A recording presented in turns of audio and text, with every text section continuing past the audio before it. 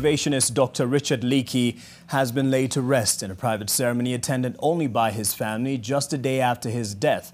In a statement, the family asked for privacy to mourn him. Famous friends, Independence Attorney General Charles Njonjo and renowned conservationist Richard Leakey died within hours of each other on Sunday. In fact, Njonjo once claimed that Leakey was the only man he trusted outside of himself and his family. Olive Burrows shares insights into his life. He was a towering figure, equal in stature to the Towers of Ivory, over whose destruction he stood guard, a sentinel over Kenya's wildlife. My parents never said anything was dangerous. They said, if it bites you, see how bad the bite is. On Sunday, the guardian of Kenya's wildlife, Dr. Richard Leakey, breathed his last. Well, I think there are three big questions in life. What's the origin of the universe? What's the origin of life upon it, including our own? And what's the destiny of this planet in terms of where we may go? Questions to which he sought answers as a paleoanthropologist, having been trained in the science by his parents Louis and Mary Leakey. His most famous find in 1984, the Turkana boy. No question that Africa is the home of humanity. Until about 10, 15,000 years ago, everybody on the planet was dark-skinned. Right. Recognized by the Royal Society of London for his contribution to natural knowledge, Leakey also served as director of the National Museums of Kenya from 1968 to 1989 before shaping the Kenya Wildlife Service into the behemoth it is today.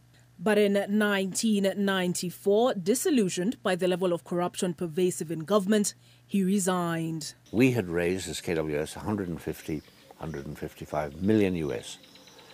And the briefcase contractors started appearing at my doorstep and said, we can supply helicopters, we can supply trucks, we can build bridges. These are people who had never seen a helicopter. And though he may not have been a religious man, a lot of viewers of this program inevitably say, yeah, but you know, this is irrelevant. You're an atheist.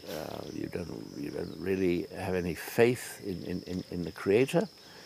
And my answer is, you know, you can accept a Creator and you can think of the Genesis story, but there's no proof.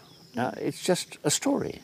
Interestingly enough, he took inspiration from the book of Genesis when, together with former Kabete Member of Parliament Paul Mwite, he constructed an ark, the Safina Party.